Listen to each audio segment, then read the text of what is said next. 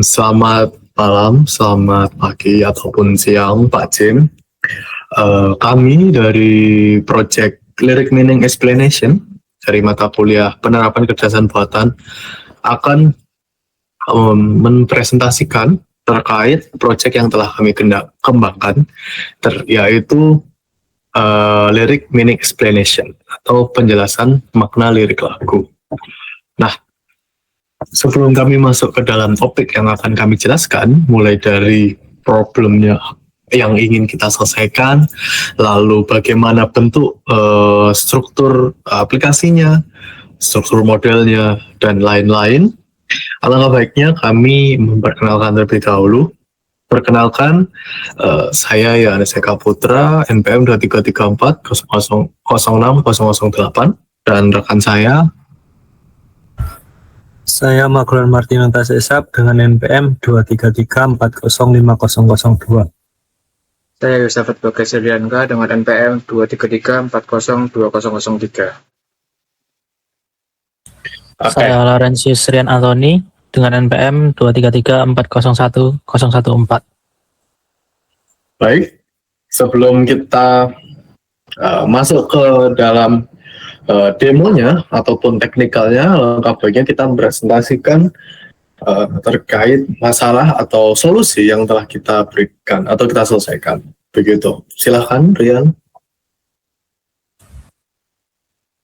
Baik, untuk yang pertama di sini adalah masalah yang akan diselesaikan dari proyek kami itu adalah untuk membantu para konten kreator ataupun panitia PDT dan juga editor dalam pemilihan background untuk suatu acara ataupun event yang mereka handle. Nah, karena untuk pemilihan background ini berdasarkan interview yang telah kami lakukan dengan user, merupakan salah satu tahapan paling penting dan paling memakan waktu dalam flow ataupun alur produksi konten mereka. Nah, secara umum, mereka menjelaskan bahwa alur kerjanya dimulai dengan rumusan konsep, kemudian pengambilan dokumentasi, proses editing, hingga finalisasi konten. Dan dalam praktiknya, pemilihan lagu sering dilakukan dengan membuat daftar lagu terlebih dahulu. Lalu kemudian difilter satu persatu agar sesuai dengan konsep, tema, ataupun suasana konten yang diinginkan. Nah, proses ini cukup memakan waktu yang lama dikarenakan mereka harus memilah lagu tersebut satu persatu agar dapat mengetahui makna sesungguhnya dan juga emosi yang ada di dalam lagunya. Nah, kemudian untuk target usernya sendiri, mungkin sudah saya singgung sebelumnya, yaitu untuk para content creator ataupun panitia PDT dan juga editor. Nah, solusi yang kami tawarkan yaitu memberikan wadah berupa aplikasi web yang dapat memudahkan user untuk menjelaskan atau mengetahui makna dari sebuah lagu, dari lirik lagu dengan input judul ataupun list judul yang mereka miliki. Dan juga mereka juga bisa mengetahui emosi yang terkandung dalam list lagu-lagu tersebut agar dapat memudahkan mereka dalam proses memilih lagu yang makna dan emosinya sesuai dengan konten sehingga dapat mempercepat flow ataupun alur produksi konten mereka. Kemudian untuk demo sistemnya sendiri mungkin bisa saya serahkan ke Tino. Baik, untuk selanjutnya akan saya berikan demo untuk sistem yang sudah kami kerjakan.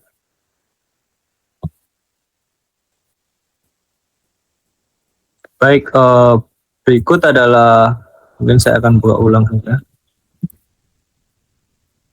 Berikut adalah URL dari project kami yang sudah di-deploy.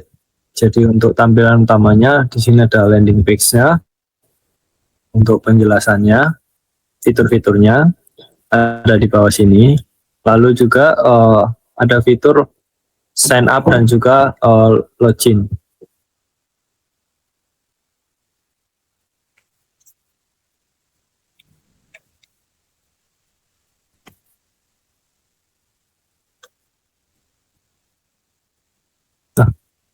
Oh, ini karena belum.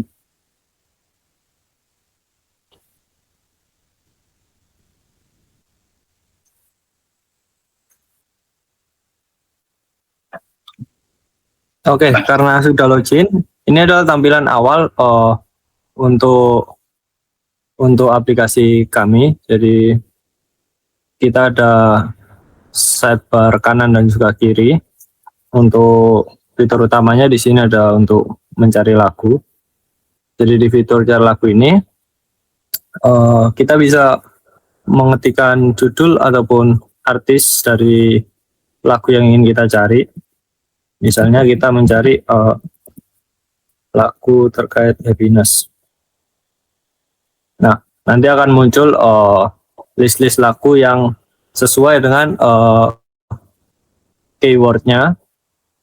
Nah, di proses yang terjadi di belakang kita mencari ini adalah si backend menangkap karakter yang di search, lalu akan dilemparkan kepada API Genius, yaitu API search lagu. Jadi kita memakai Genius API untuk melakukan search lagunya. Nah, setelah itu kalau kita sudah melakukan search, kita bisa memasukkan lagunya, memilih lagu yang ingin kita interpretasikan emosinya. Misalnya kita pilih salah satu seperti ini. Nah, setelah memilih, kita sebenarnya bisa menambahkan satu ataupun lebih lagu yang ingin kita interpretasikan, dan juga kita juga bisa menambahkan lagu tersebut ke dalam playlist kita untuk project yang sama seperti itu. Nanti akan saya jelaskan. Mungkin kita akan coba satu dulu. Nah, setelah kita sudah masukkan, kita bisa langsung tekan tombol generate atau authenticate. Oke, sebenarnya kita harus login ulang.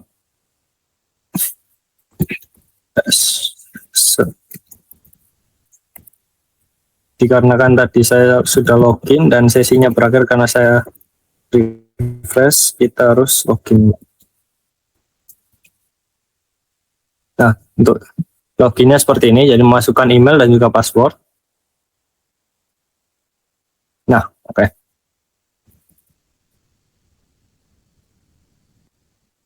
Selanjutnya kita akan masukkan seperti tadi lagunya, lalu kita bisa langsung tinggal klik generate. Nah, dalam proses generate ini dia menginterpretasikan khususnya untuk model emosi. Jadi dia mengklasifikasikan emosi kita termasuk emosi yang apa. Nah, ini hasilnya. Jadi untuk modelnya dia mengeluarkan untuk khusus lagu Happiness Taylor Swift, dia mengeluarkan emosi netral. Dimana emosi netral ini berarti modelnya belum terlalu mengenali bahasa yang ada di dalam lirik. Nah, setelah itu apa aja outputnya? Outputnya itu ada judul dan juga artisnya, lalu interpretasinya. Misalnya lagu Happiness oleh Taylor Swift memiliki nuansa emosi netral. Lalu lirik dari si lagunya, dan juga ada detail emosinya. Nah, detail emosinya ini ada apa aja? Dia itu ada 5 label yang emosinya terbesar seperti itu. Jadi misal netral yang paling besar. Setelah netral dia ada approval. Approval ini termasuk label positif. Joy juga termasuk label positif seperti itu. Itu untuk output lagu pertama. Kita coba output yang lain. Misal contoh kita coba dengan judul yang sama dengan artis yang berbeda. Kita analisa kembali.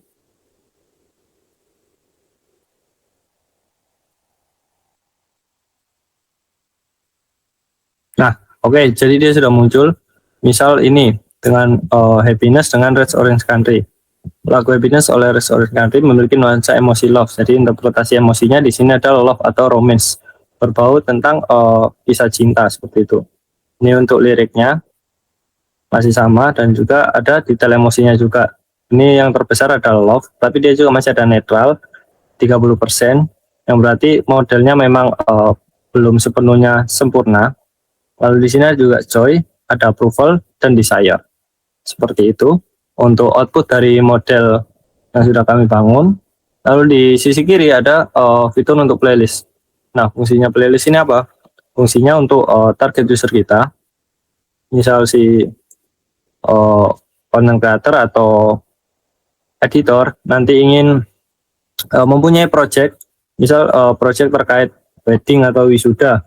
Nah, misal dia mempunyai background yang makna dan interpretasinya sudah sesuai dengan lagu-lagu wisuda. Nah, dia bisa memasukkan lagu-lagu tersebut ke playlist ini. Jadi nantinya jika ada project yang sama terkait wisuda, nanti si content creator bisa langsung menginterpretasikan saja yang ada di playlist ini, atau bisa langsung memakai yang ada di playlist ini.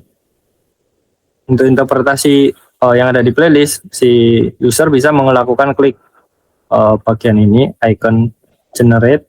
Nah, nanti dia akan langsung memberikan judul-judul lagu yang ada di playlist untuk di generate. Nah, di judul ini juga kita masih bisa untuk menghapus kira-kira jika kita hanya butuh beberapa dari playlist tersebut, itu bisa kita hapus.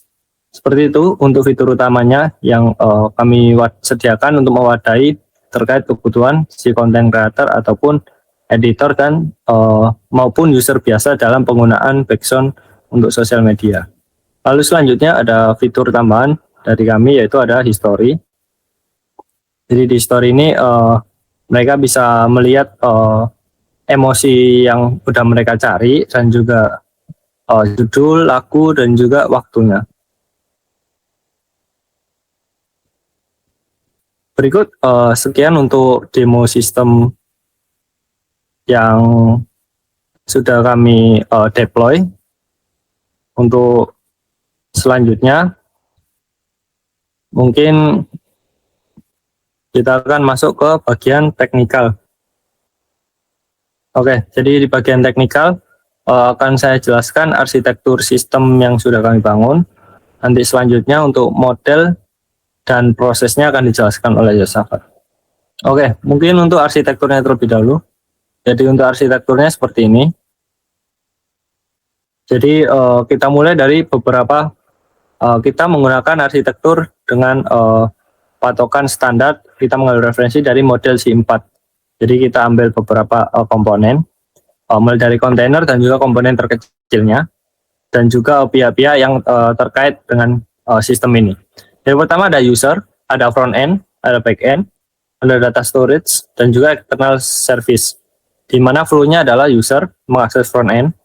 Di dalam front end ada komponen user interface.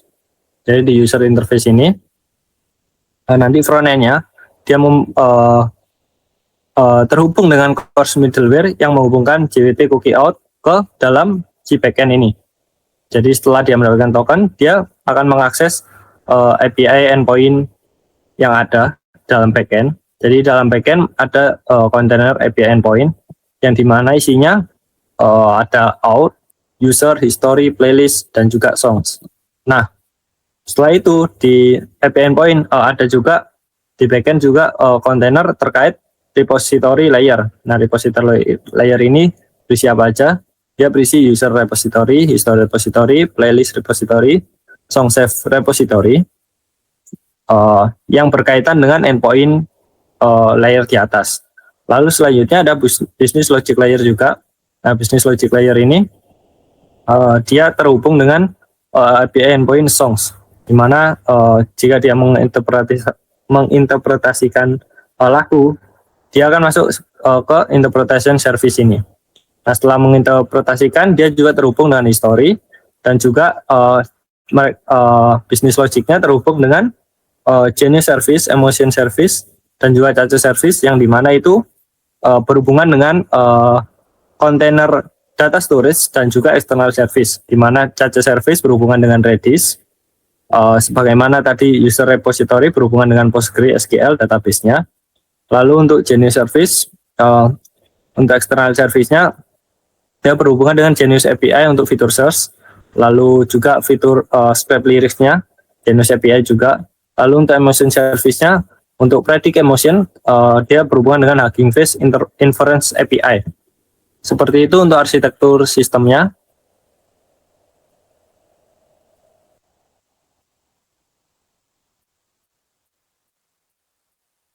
Mungkin selanjutnya akan dijelaskan oleh Yosafat terkait model AI yang digunakan dan juga proses fine tuningnya.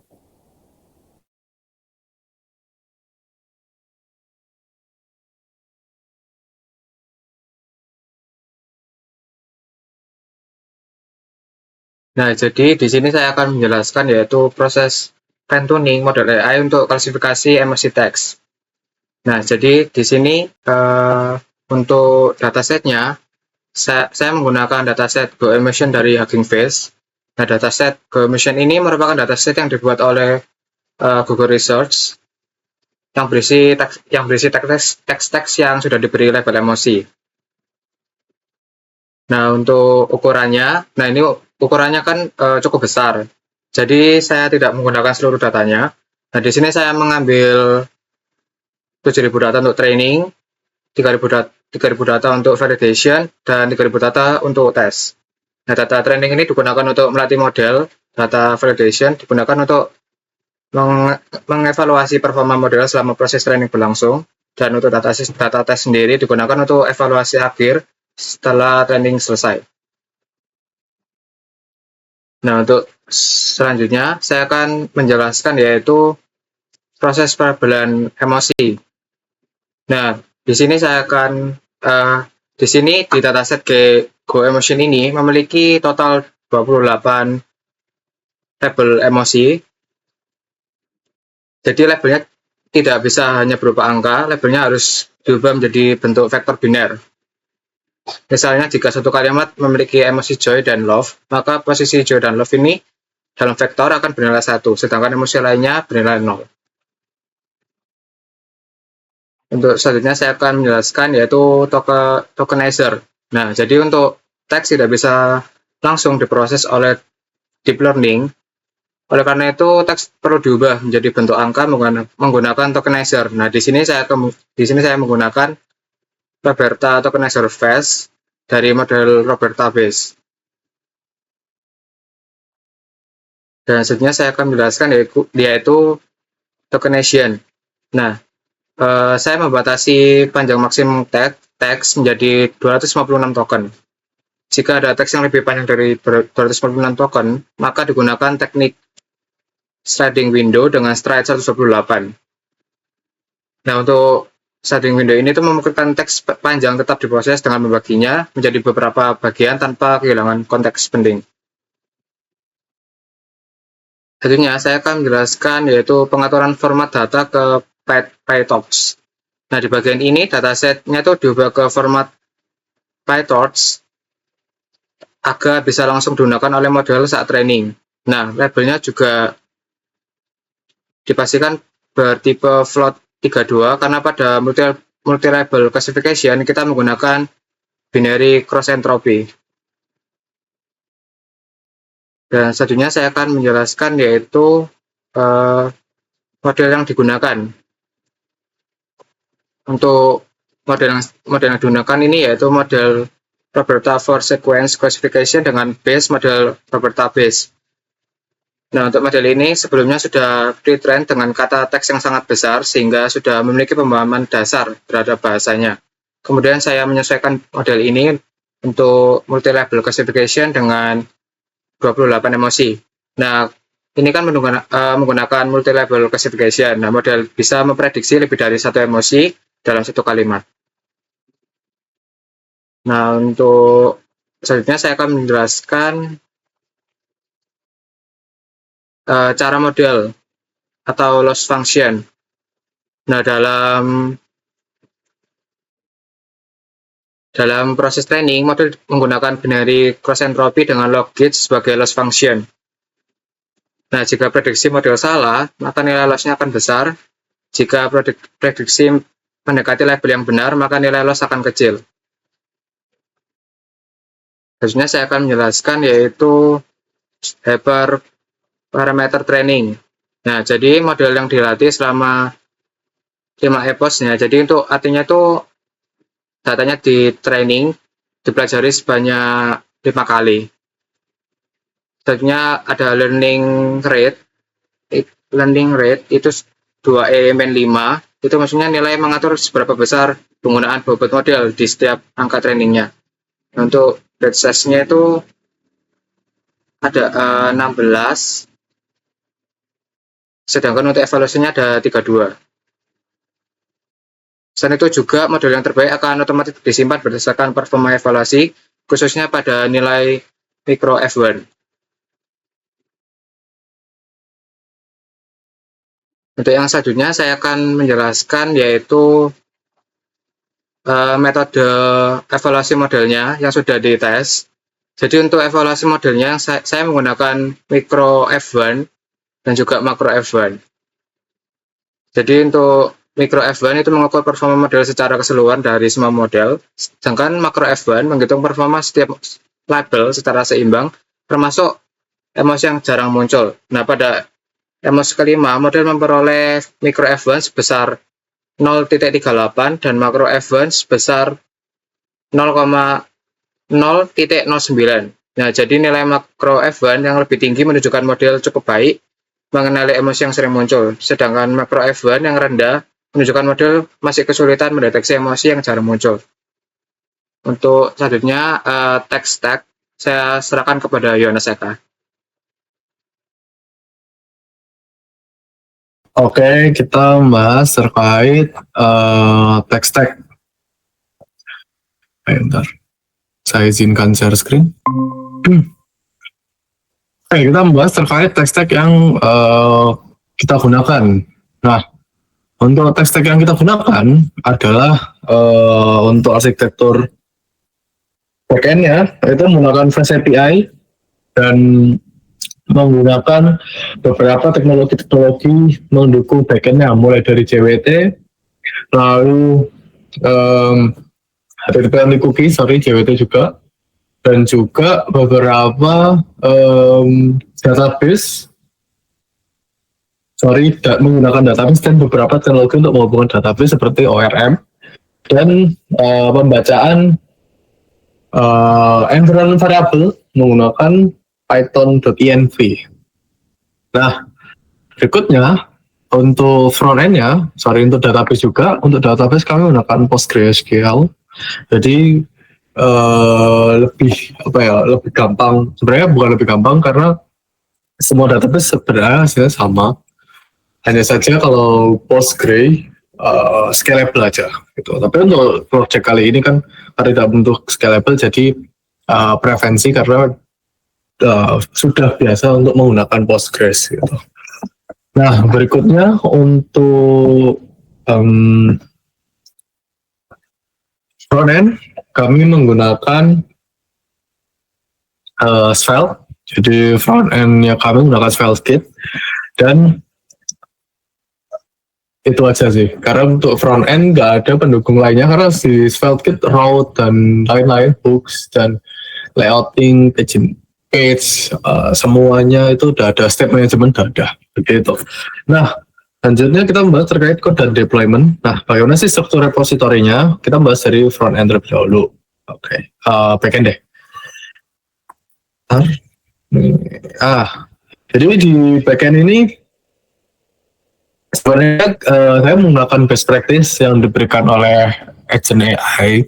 Nggak ada sih pendekatan yang terlalu pakem untuk backend, tapi yang saya gunakan sebagai acuan untuk agent AI memberikan solusinya atau memberikan rekomendasi, saya memberikan project dari golong clean architecture. Nah, karena begitu, saya melihat clean architecture ini bisa apa enggak diimplementasikan pada Fast API gitu. Nah, kenapa memilih Fast API juga? Karena Fast API juga bisa meng-use modelnya tanpa menggunakan ekstensi tertentu gitu. Nah, tapi kalau misalnya memang membutuhkan untuk bahasa organ lain, kita juga bisa menggunakan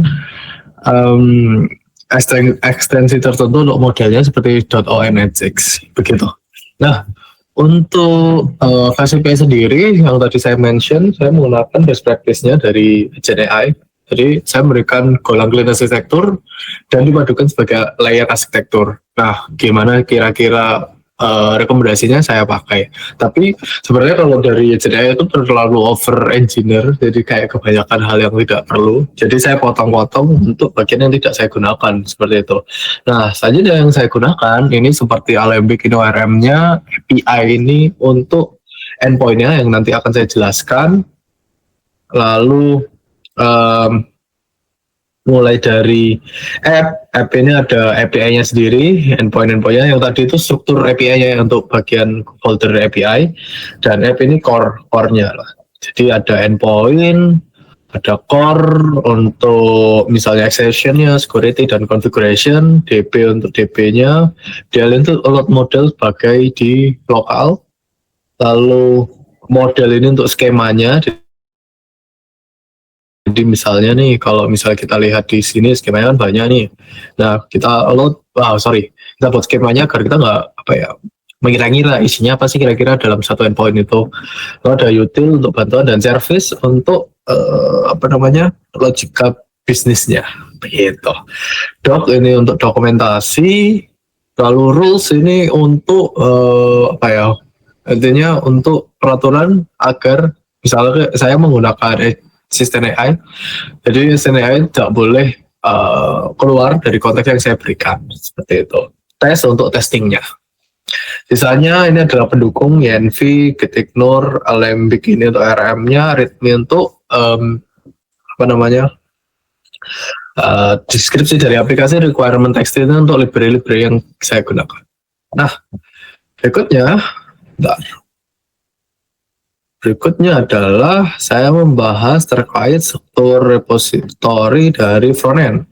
Nah, frontend sebenarnya sudah dari bawaan Svelte-nya, acukan dari .github.idea, .SvelteKit ini untuk render Svelte-nya karena bakal dikompil dan masuk ke SvelteKit. .VS Code ini untuk bawaan VS Code-nya, misalnya ada settingan tertentu di VS Code. Nah, API ini untuk agar frontend-nya juga tahu gitu bentuk API-nya seperti apa.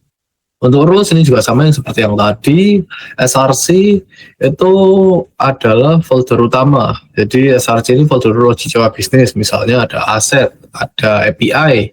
Ini untuk menghubungkan ke API-nya. Lalu ada komponen untuk UI-nya. Hooks ini untuk pembacaan dari awal. Misalnya saat load, ini mobile atau bukan, bakal di-load di situ. Hooks-nya seperti itu. Nah, lalu ada store.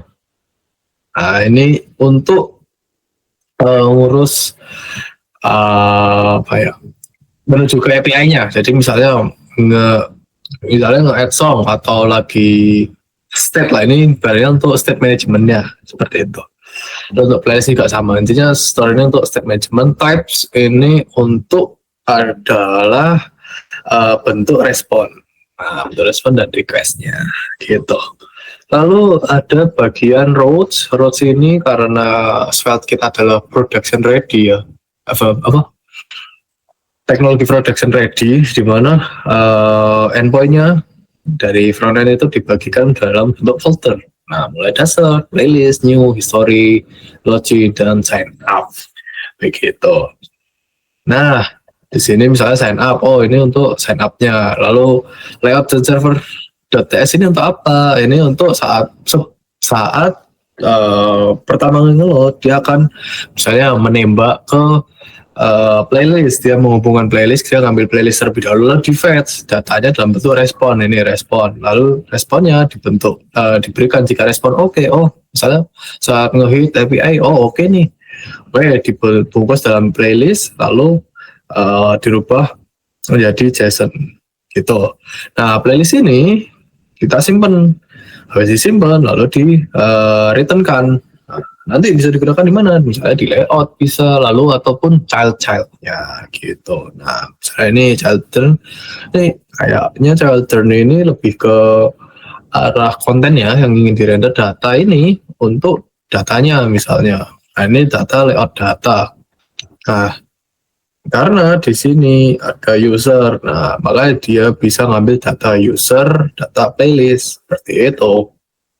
Nah, ini AppCypher, berarti si user ini endpoint-nya dia memberikan data user lalu playlist. Nanti AppCypher pasti akan merender isi dari user dan isi dari playlist, yang dimana itu ada banyak mungkin.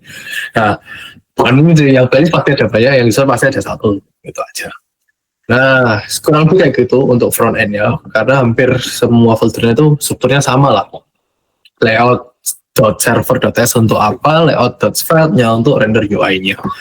Lalu, kedua adalah highlight model inference-nya. Oke, ini sekalian saya tunjukkan API endpoint-nya dan pre-processing-nya. Kita berarti menuju ke backend.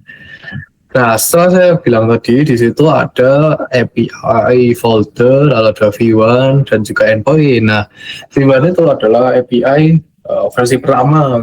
Tapi bisa juga dibuat misalnya versi kedua. Nah, nanti kita tinggal ambil aja. Nah, di router kita tinggal pecah. Misalnya API router ini bawaan dari fast API. Nah, API router ini dia include router yang dipecah ke dalam setiap file-filenya. Misalnya out router gitu. Nah, out router ini mengambil router sama dengan API router. Nah, API router ini yang dari fast API. Nah, nanti si router ini akan diambil ke router. Jadi router yang tadi, variabel router diambil ke sini, diassignkan. Misalnya out router, berarti router yang ada di out, semua router ini akan diambil di dalam sini. Nah, semuanya kan pasti ada routernya masing-masing. File sendiri, ini satu file sendiri, file sendiri. Nah, dijadikan satu di sini. Nah, nanti akan dipanggil di main-nya. Seperti itu. Mana main? Nah, akan dipanggil di sini. Oke, karena sudah dipanggil. Nah, berikutnya adalah saya menjelaskan endpoint-endpointnya. Endpoint register untuk register, login untuk login, out biasa lah. Out. Nah, user ini ada kebutuhan untuk JWT. Jadi sebelum ini sebenarnya ada middleware-nya. Jadi di depth ini ada get user by JWT-nya. Jadi kalau misalnya cookie-nya itu ada JWT, jadi ini HTTP cookie. Jadi JWT-nya itu tidak diberikan pada respon, tapi suruh nyimpen browser. Jadi kayak ngomong ke browser, ini cookie-nya tolong disimpan di bagian cookie gitu. Nah, nanti ada tantangan dan solusinya juga untuk menghandle itu, karena kalau lokal mungkin bisa, tapi kalau untuk skala deploy itu ada beberapa ketentuan atau tantangan tertentu yang tidak bisa diselesaikan untuk deploy. Misalnya solusi lokal itu tidak bisa diselesaikan dalam bentuk deploy-nya begitu. Nah, user ke belakang ini adalah endpoint-endpoint yang ada authorization-nya, seperti itu. Authentication-nya. Nah, misalnya playlist, kita nggak bisa ngakses playlist tanpa ada JWT-nya. Begitu. Nah, playlistnya juga sama untuk render playlistnya. Ini lebih gampang kalau gini deh. Nah, out sendiri, user sendiri. Nah, out ini tidak ada authentication-nya, tapi kalau user itu ada. Nah, lalu ada history. Ini untuk handle history. Lalu ada playlist untuk handle playlist, mulai dari get, post, get by ID, patch, dan juga delete. Lalu ada post juga untuk misalnya ngepost di playlist, lalu ada delete. Lalu ada songs untuk mencari song dan juga explain untuk menjelaskan lirik lagunya. Begitu. Nah, itu sama seperti yang saya definisikan di sini. Ini ada playlistnya seperti yang sesuai dengan tadi. Lalu ada history juga sama. Lalu dan juga songs. Nah, kita fokus kepada highlight kode penting bagian model dan inference-nya lah. Nah, tadi seperti yang sudah disinggung Tino, pertama itu search. Search ini mencari apa? Mencari lagunya. Jadi misalnya tadi di sidebar sebelah kanan, kalau misalnya tahu ini ada blogging. Nah, ini di sini itu untuk search-nya. Lalu untuk explain-nya, dia menembak ke /explain. Jadi menjelaskan lirik lagunya. Misalnya di sini explain multiple song. Jadi dia memanggil service explain multiple song. Ya, kita cari explain multiple song. Dia memberikan songs-nya apa, ke ID user-nya apa. Ini untuk ngecek apakah sesuai. Maksudnya kayak ID ini tuh ID dari user mana gitu.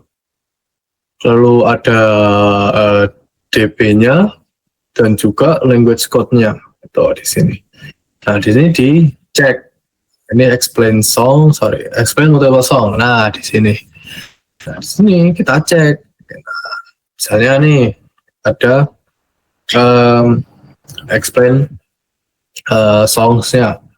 Nah, explain song ini ya, explain multiple song mau manggil explain song. Nah, kenapa kok memanggil explain song? Kenapa nggak langsung aja? Ini sebenarnya langsung, cuma ini di for, di looping. Jadi kayak sebenarnya ini multiple song itu kan banyak lagunya. Nah, itu ditembak ke satu fungsi dan di looping. Nanti akan dikumpulkan jadi satu result. Nah, begitu. Nah, explain song ini dia ngecek kayak liriknya ada nggak di Genius, lalu jika ada balikan lirik, kalau nggak ada ya nggak usah dibalikan, lalu predict emotion dan juga interpretasinya gitu. Lalu ada reponya, jadi disimpan. Di sini user ID diperlukan karena untuk menyimpan ke history. Simpan ke history kalau udah kalau udah explain gitu. Kalau udah dia akan return gitu. Nah, kenapa tadi liriknya kepotong? Karena di sini dipotong 500, jadi 500 huruf atau 500 varchar ya karakter. Jika liriknya itu udah lebih dari 500 slang ya. Gitu. Nah, kalau udah sebenarnya ini belum ya, ini masih create story. Nah, ini ada predict emotion. Nah, predict emotion di sini dia menjelaskan emosinya gitu. Jadi misalnya tadi dia ngeload modelnya terlebih dahulu yang udah di deploy di Hugging Face, max charge-nya berapa dan lain-lain. Setelah itu akan dikembalikan dalam bentuk misalnya label yang udah didapatkan di modelnya, label dan juga skornya berapa aja. Nah, setelah itu kita kembalikan, kita panggil emosinya, nanti emotion.service ini bisa dipanggil di interpretasi sini. Nah, kurang lebih seperti itu. Nah, itu untuk cara inverse-nya. Jadi tidak ada inference terlalu banyak, misalnya nanti liriknya diginikan atau diginikan, diartikan dulu, nggak usah. Jadi itu sudah dihandle oleh modelnya. Nah, sebetulnya jadi hanya ngeload lirik dan liriknya itu dilempar ke model, lalu modelnya tinggal menjelaskan ini maknanya seperti apa dan emosinya seperti apa. Nah, tidak ada preprocessing di situ karena sudah dihandle oleh si modelnya. Jadi tidak ada preprocessing sebelum, hanya preprocessingnya untuk ngecek apakah validasi aja, kayak lagu ini sudah ada atau belum. Kalau nggak ada ya nggak bakal ditampilkan seperti itu. Lalu untuk platform telepon yang digunakan itu adalah Railway dan juga Vercel gitu. Nah, untuk Railway-nya sendiri kami menggunakan yang gratis, jadi Railway gratis untuk deploy backend ya. Lalu untuk modelnya itu di Hugging Face. Lalu untuk Vercel-nya itu kami mulai untuk Vercel. Untuk front-end-nya kami menggunakan Vercel dan kami juga membeli domain. Nah, sini ada tantangannya, di mana kalau kita tidak menggunakan domain, maka HTTP only cookie tidak bekerja. Maka yang bisa bekerja itu, kalau tidak salah, maaf jika salah, itu adalah authorization barrier. Jadi kayak ngenautin ke barrier dan nanti disimpan di local storage. Nah, tapi kan local storage rawan ya, dia bisa dicuri juga gitu. Jadi kalau nggak pengen dicuri ya pakai HTTP only cookie. Cuma tantangannya adalah trade-off-nya kita harus memiliki domain, di mana nanti dipasangin di usersnya. Nah, nanti saat membalikan itu ada set cookie kalau tidak salah. Di out ya.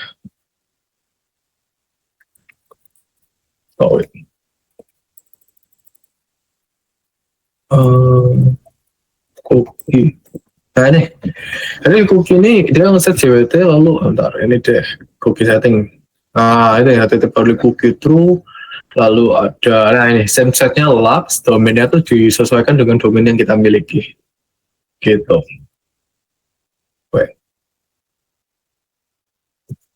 Karena aku nggak ganti ya. Oke lah, biarin. Oke. Lalu itu saja sih tantangan dan solusinya. Sebenarnya kalau tantangan untuk modelnya, karena model tidak bisa di-deploy di Railway karena terlalu besar, jadi nggak bisa di Railway, jadi harus di Hugging Face gitu.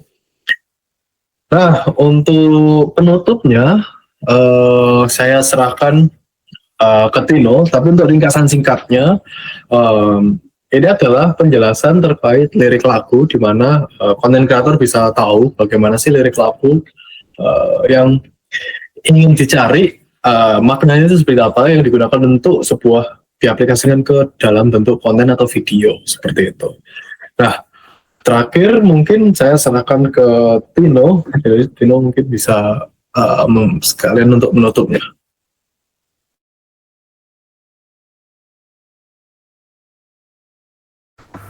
Baik, untuk selanjutnya mungkin terkait dengan limitasi dari proyek kami dan juga beberapa feedback yang kami dapat. Jadi atau pengembangan selanjutnya, beberapa limitasinya yaitu tidak adanya klasifikasi dari segi audio atau bit atau genre ya. Jadi hanya terbatas teks klasifikasi, masih menyesuaikan dengan makna lirik. Lalu yang kedua ada limitasinya di bagian flow-nya, masih belum bisa seperti kita memasukkan lirik secara tersendiri atau lirik dari lagu yang emang belum dirilis misalnya. Nah, itu belum bisa. Lalu yang ketiga mungkin ada saran pengembangan lebih lanjut, yaitu terkait bisa memasukkan tema agar nanti muncul lagu yang sesuai dengan temanya. Mungkin itu keterbatasan dan saran pengembangan lebih lanjut yang bisa kami simpulkan dari feedback dosen dan juga UAT yang kami dapat. Mungkin itu saja. Sekian mungkin presentasi dan demo tutorial dari kami. Saya tutup dan saya akhiri. Terima kasih Pak James telah membantu kami dalam mengembangkan proyek ini.